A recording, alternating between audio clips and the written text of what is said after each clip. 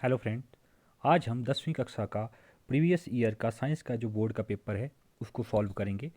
तो इसके जो क्वेश्चन हैं आपको आने वाले एग्ज़ाम में हेल्पफुल होंगे। तो शुरू करते हैं। तो पहला क्वेश्चन है, एथीन का रासायनिक सूत्र है। एथीन का रासायनिक सूत्र है। तो एथीन जो होती है एक कार्बन फैमिली का एक कंपाउंड है। तो the chemical formula of ethene is, इसके ऑप्शन है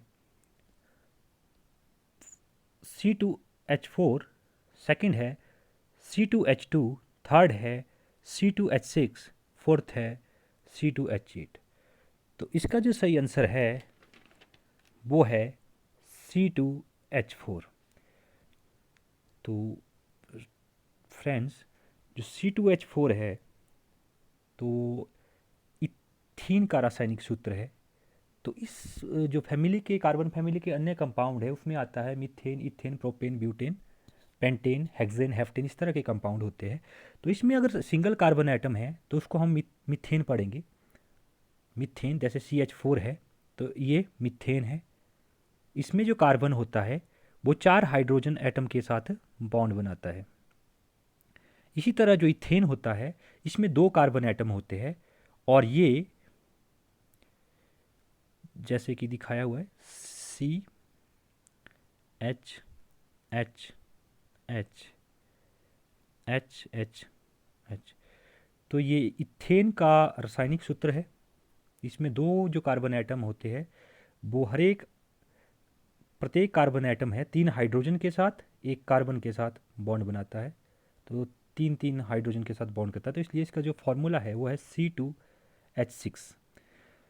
और इसी तरह प्रोपेन में C3H8 और ब्यूटेन में C4H10, इस तरह से आगे चलता है। पर यहाँ पे हमारा जो क्वेश्चन है उसमें पूछा गया है इथीन का रासायनिक सूत्र। तो इथीन की बात आती है जब इत के साथ ईन लगता है, मतलब यहाँ पे डबल बॉन्ड है। जैसे मिथ है तो मीथेन है, अगर एन आता है साथ में तो इसका मतलब है कि ये सिंगल बॉन्ड कंपाउंड है। अगर ईन आता है तो डबल बॉन्ड कंपाउंड है। अगर YN E आता है तो इसका मतलब है कि ये ट्रिपल बॉन्ड, इसमें एक मतलब एक जगह जगह पे कहीं ट्रिपल बॉन्ड होगा। तो जो इथीन का जो फॉर्मूला बनता है वो इस तरह से बनता है, यहाँ पे कार्बन और कार्बन के पास डबल बॉन्ड होता है और बाकी 2 हाइड्रोजन होते हैं।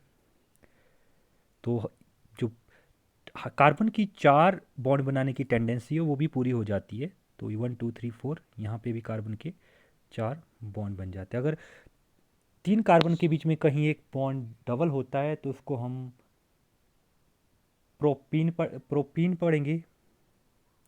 और इसी तरह अगर ट्रिपल बॉन्ड होता है यहाँ पे एक तो इसको इथाइन पढ़ा जाता। तो यहाँ पे इस तरह से होना था, ये CH ट्रिपल बॉन्ड CH, तो ये इथाइन होना था। तो आगे चलते हैं। हमारा जो नेक्स्ट क्वेश्चन है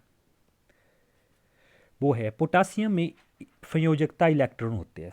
the valence electron in potassium are, option first है 2, ऑप्शन सेकंड है 5, ऑप्शन थर्ड है 8, ऑप्शन फोर्थ है 9। तो जो पोटासियम है, पोटासियम की इलेक्ट्रॉन संयोजकता या वैलेंसी चेक करने के लिए पहले हमें इसका एटॉमिक नंबर पता होना चाहिए। तो जो पोटासियम का एटॉमिक नंबर है वो है 19।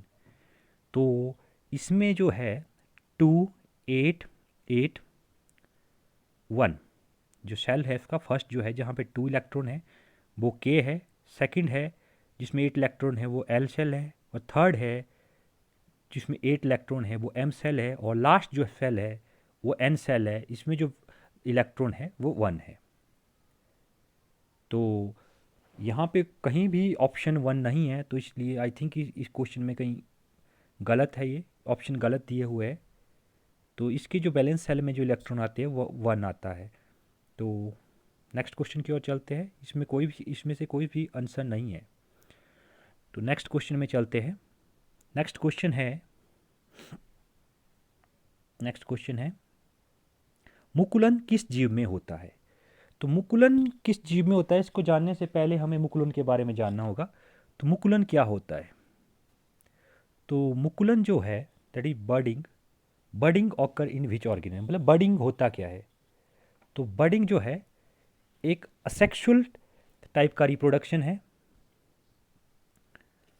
तो इसमें ये जो रिप्रोडक्शन होता है ये बोथ टाइप के जो होते हैं, मल्टी सेलुलर हो चाहे यूनिसेलुलर ऑर्गेनिज्म हो, दोनों में होता है। तो एग्जाम्पल की बात करें हम तो bacteria, east, coral, flatworm, jellyfish इत्यादि जो होते हैं इन सभी में जो है बर्डिंग होता है। तो यहाँ पे जो ऑप्शन है हमारे, फर्स्ट है राइजोपस, सेकंड है हाइड्रा, थर्ड है ईस्ट, फोर्थ है अमीबा। तो बात करें तो राइजोपस की बात करें तो इसमें बोथ टाइप का रिप्रोडक्शन होता है, यूनिसेक्सुअल और इसमें बोथ टाइप का होता है। इसमें से जो है asexual as well as sexual, sorry sexual और असेक्सुअल, तो बोथ टाइप का रिप्रोडक्शन होता है। हाइड्रा की बात करें तो हाइड्रा में बर्डिंग भी होता है और फ्रेगमेंटेशन भी होता है। राइजोपस की बात करें इसमें दोनों होता है। अमीबा की बात करें तो इसमें बाइनरी फ्यूजन होता है। तो यहाँ पे जो सही आंसर अब आता है तो ईस्ट है। ईस्ट में केवल जो रिप्रोडक्शन होता है वो थ्रू बर्डिंग होता है, बर्डिंग मतलब मुकुलन के थ्रू होता है। तो इसका सही आंसर है ईस्ट। नेक्स्ट क्वेश्चन में चलते हैं। इनमें से कौन सा कीटोन समूह है? Which of the following is the ketone group? First है C double bond O, second है सी ओ ओ एच, थर्ड है सी एच ओ, फोर्थ है ओ एच। तो इसमें जो सही आंसर है वो है फर्स्ट सी डबल बॉन्ड ओ।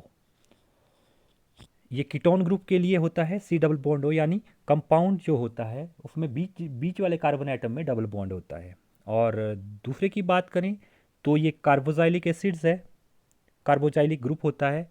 थर्ड है ये एल्डिहाइड ग्रुप है, और जो लास्ट है वो एल्कोहल ग्रुप है, एल्कोहलिक ग्रुप है। तो नेक्स्ट क्वेश्चन में चलते हैं। किस तत्व का इलेक्ट्रॉनिक विन्यास 2,8,2 है? First, which of the which element has the electronic configuration 282? तो इसका जो सही आंसर है वो है मैग्नीशियम। तो मैग्नीशियम का जो एटॉमिक नंबर है वो 12 है।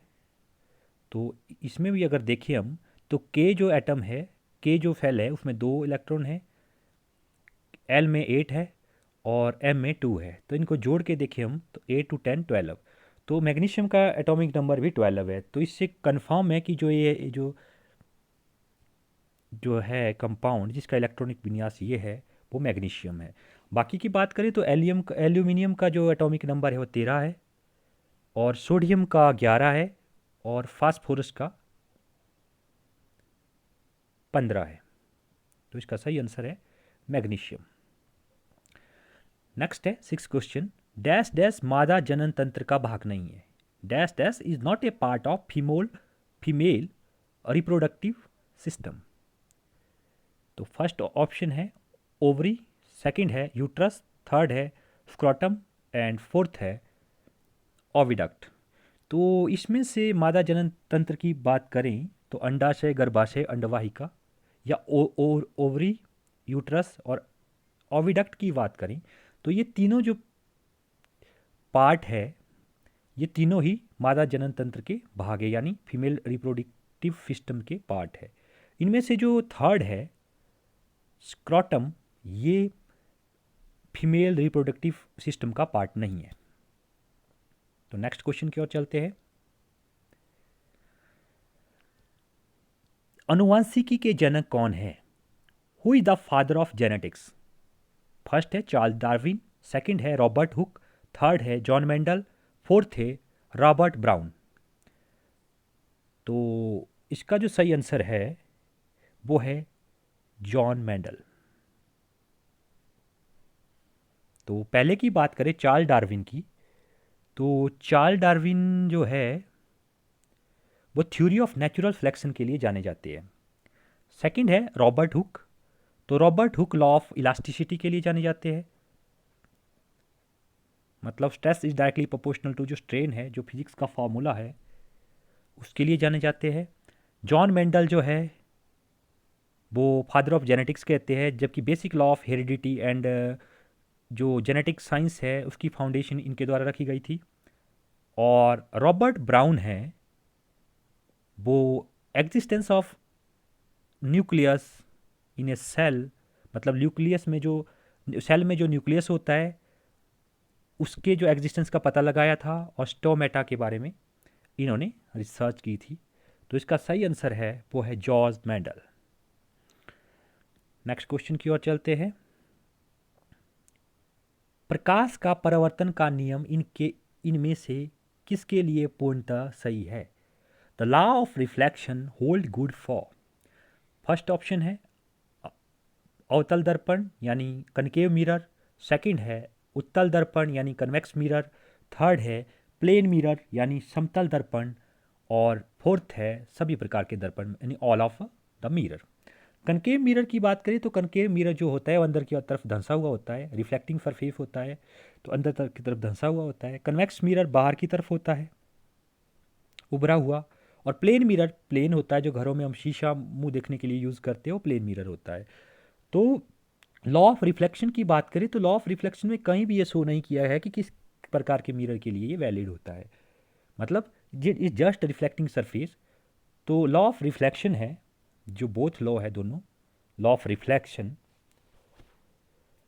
तो उसमें कहीं भी ये मेंशन नहीं है कि किस तरह के पर्टिकुलर मिरर के बारे में, पर्टिकुलर रिफ्लेक्टिंग सरफेस के बारे में बातचीत नहीं की गई है। तो ये दोनों, ये ऑल ऑफ दीज होगा इसका आंसर, सभी प्रकार के दर्पण।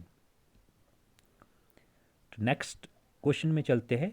एक आहार श्रृंखला में किस पोषी स्तर पर जीवों की संख्या सबसे अधिक होती है? तो इसका जो सही आंसर है वो है in the food chain the largest number of individual are present in which levels. तो first is producer, second is primary consumer, third है सेकेंडरी कंज्यूमर, फोर्थ है टर्सरी कंज्यूमर। तो इसका सही आंसर है 1 यानी प्रोड्यूसर्स। तो नेक्स्ट है सामान्य दृष्टि के वयस्क के लिए सुस्पष्ट दर्शन की अल्पतम दूरी होती है। The least distance of district vision for the young adult with normal vision of about, option first है 25 मीटर, ऑप्शन सेकंड है 2.5 सेंटीमीटर, ऑप्शन थर्ड है 25 सेंटीमीटर, ऑप्शन फोर्थ है 2.5 मीटर। तो इसका जो सही आंसर है वो है थर्ड 25 सेंटीमीटर। किसी भी व्यक्ति को जो न्यूनतम दूरी है किसी चीज़ को देखने के लिए वो 25 सेंटीमीटर होती है, अगर उसकी आइज करेक्ट है, सही है, कोई उनमें डिफेक्ट नहीं है। तो इसका आंसर है थर्ड 25 सेंटीमीटर। नेक्स्ट क्वेश्चन है निम्न में से कौन सा आहार श्रृंखला का निर्माण करते हैं? Which of the following constitute a food chain? First है ग्रास गॉट ह्यूमन, सेकंड है grass wheat and orange, third है grass cow and elephant, and fourth है ग्रास फिश एंड गॉट। तो इसका सही आंसर है ग्रास गॉट एंड ह्यूमन। गाय, बकरी और घास आहार श्रृंखला के निर्माण इनमें से ये चीज़ें करती है, गाय, घास, बकरी और मानव। नेक्स्ट है जरा दूरदृष्टा को संशोधित करने के लिए इनमें से कौन सा लेंस उपयुक्त है? जरा दूरदृष्टा, तो जरा दूरदृष्टा यानी presbyopia. Which of the lens is appropriate to correct presbyopia? First है कन्वेक्स लेंस यानी उत्तल लेंस, सेकंड है अवतल लेंस यानी कनकेव लेंस, थर्ड है बाइफोकल लेंस यानी द्विफोक्सी लेंस, और फोर्थ है नन ऑफ दीज। तो जरा दूरदृष्टा का मतलब क्या होता है, पहले हमें ये समझना जरूरी है। तो इसमें जो क्या होता है, एज के साथ साथ जो आइज़ की जो क्षमता होती है किसी चीज़ को देखने की, वो हमारी वीक हो जाती है, ना तो हम दूर की चीज़ें अच्छी तरह से देख पाते हैं, ना तो नज़दीक की चीज़ें अच्छी तरह से देख पाते हैं, हमें क्लियर दिखाई नहीं देती। तो इसके लिए जो होता है बाईफोकल लेंस जो होता है वो यूज़ होता है, द्विफोकसी लेंस। तो फ्रेंड्स, इसमें कुछ और क्वेश्चन भी पूछे जा सकते हैं, जैसे मयोपिया क्या होता है। तो मयोपिया को बोलते हैं नियर साइडनेस, मतलब उन्हें नियर की वस्तुएं तो क्लियरली दिखाई देती है, बट वो दूर की वस्तुएं हैं उसको क्लियर नहीं देख पाते। मतलब उनका जो फार पॉइंट होता है, जनरली जो फार पॉइंट होता है किसी व्यक्ति का, वो इन्फिनिटी होता है, बट उनका जो फार पॉइंट होता है वो इन्फिनिटी से कम हो जाता है, नियर देन इन्फिनिटी हो जाता है। तो इस तरह की जो डिफेक्ट होता है आइज में, उसमें जो इमेज फॉर्म होती है वो in front of retina, retina के सामने बनती है। एक्चुअल में वैसे इमेज बननी चाहिए वो रेटिना में बननी चाहिए, बट इस केस में जो इमेज फॉर्मेशन होती है वो रेटिना से आगे होती है। और ये जो मायोपिया है वो एराइज होता है ड्यू टू एक्सेसिव कर्वेचर, जो कर्वेचर होता है आई लेंस का वो बढ़ जाता है, और या तो दूसरा जो है वो इलोंगेशन ऑफ आई वाल। ठीक है, तो इसका जो करेक्शन है वो कनकेव लेंस युक्त जो स्पेक्स होती है उसमें कनकेव लेंस युक्त जो लेंस है उसका उपयोग किया जाता है। और जो दूसरा है वो है हाइपरमेट्रोपिया, फार साइटनेस भी बोलते हैं इसको। इसमें दूर की वस्तु तो व्यक्ति क्लियर दिखाई देती है उसको, बट नियर की वस्तु को जो क्लियर देख नहीं सकता, यानी उसका जो नियर पॉइंट जो होता है वो फार अवे हो जाता है 25 सेंटीमीटर से, मतलब 25 सेंटीमीटर जो जनरल होता है एक फर्स्ट मतलब 5 आइज का, वो बढ़ जाता है उसका। तो इसमें जो क्या होता है, जो इमेज फॉर्मेशन होती है वो रेटिना के पीछे बनती है, और इसका जो उपचार किया जाता है वो कन्वेक्स लेंस के द्वारा किया जाता है।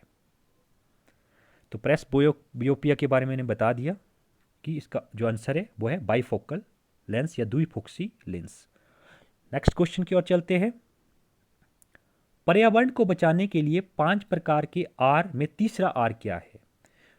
तो among the 5 Rs to save environment, what does the third R stand for? First है रीयूज, सेकंड है रिफ्यूज, थर्ड है रीयूज, एंड फोर्थ है रिसाइकल। तो पहले जो 5 आर है उसके बारे में जान लेते हैं।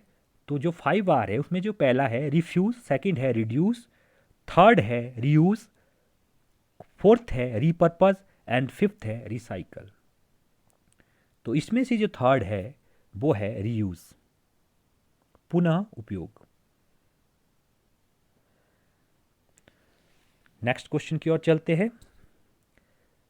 गंगा सफाई कार्य योजना किस वर्ष प्रारंभ की गई?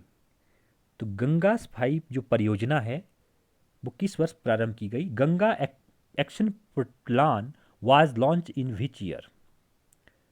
जो फर्स्ट ऑप्शन है 1958, सेकंड है 1982, थर्ड है 1985, फोर्थ है 1995। तो इसका सही आंसर है वो है 1985। नेक्स्ट क्वेश्चन है, निम्न में से कौन सा तत्व धातु है? Which among these is metal? First option है हीलियम, सेकंड है बैरियम, थर्ड है कार्बन, फोर्थ है नाइट्रोजन। तो मेटल्स की बात करें इनमें से, तो मेटल जो है वो बैरियम है, यानी ऑप्शन जो 2 है वो सही आंसर है। बाकी हीलियम, कार्बन और नाइट्रोजन की बात करें, ये नॉन मेटल, ये तीनों गैसेज है। हीलियम गैसेज है, नाइट्रोजन गैसेज है, और कार्बन जो है वो एलिमेंट है, नॉन मेटल है। तो इसमें से सही आंसर है वो है बैरियम, यानी सेकंड जो ऑप्शन है वो सही है। नेक्स्ट क्वेश्चन है, C4H10 किसका सूत्र है? C4H10 is the formula of, option first है ब्यूटीन, ऑप्शन सेकंड है ब्यूटाइन, ऑप्शन थर्ड है ब्यूटेन, ऑप्शन फोर्थ है ब्यूटानॉन। तो जो इसका सही आंसर है वो है ब्यूटेन, ब्यूटेन।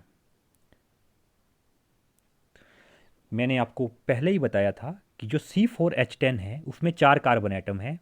तो अगर हम देखें सी 1 2 3 और 4 सिंगल सिंगल एटम की बात करें, हाइड्रोजन लगाएं, इन पे हाइड्रोजन फिल करते हैं, तो चेक करते हैं कि ये कंफर्म है हमारा आंसर सही है नहीं है।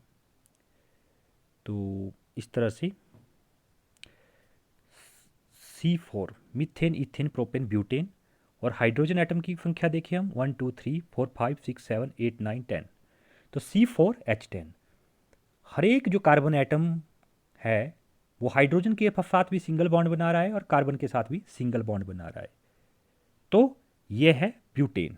अगर यहाँ कहीं सिंगल एक आधा भी डबल बॉन्ड होता तो यहाँ पे ईन लगना था, यानी ब्यूटेन।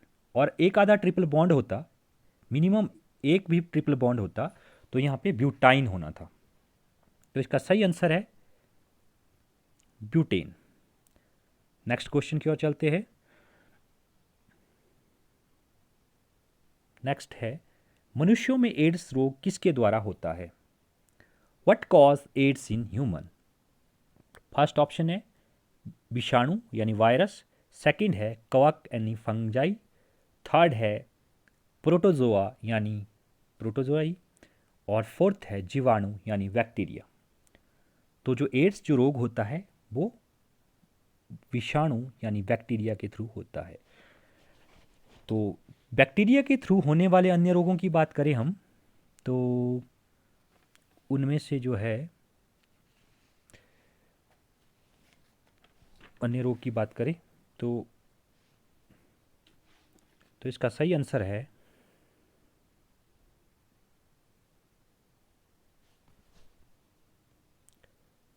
वायरस।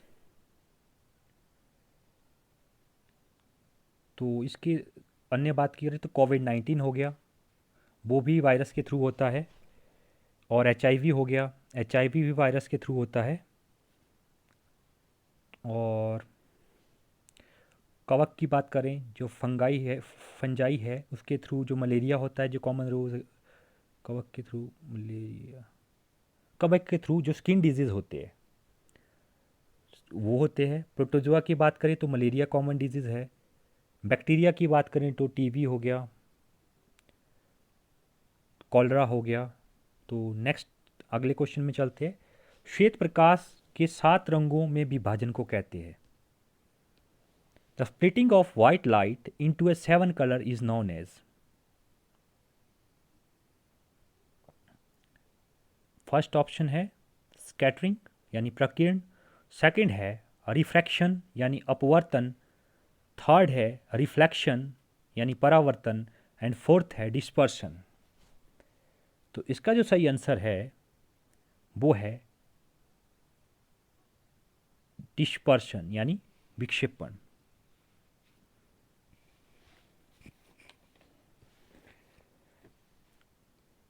और स्कैटरिंग की बात करें तो स्कैटरिंग की बात करें जब जब लाइट होती है, सनलाइट होती है, किसी एटम या स्मॉल पार्टिकल के साथ टकराती है तो उसके स्प्लिट होना, किसी मतलब स्मॉल एटम उसका साइज एटम की रेंज के बराबर होना चाहिए, काफ़ी छोटा होना चाहिए। तो जब उससे टकरा के वो बिखरती है उसको स्कैटरिंग बोलते हैं। जो हमारे स्काई का ब्लू कलर होता है वो स्कैटरिंग की वजह से होता है। रिफ्रैक्शन की बात करें तो जब प्रकाश की किरण किसी मीडियम से एंटर कर जाती है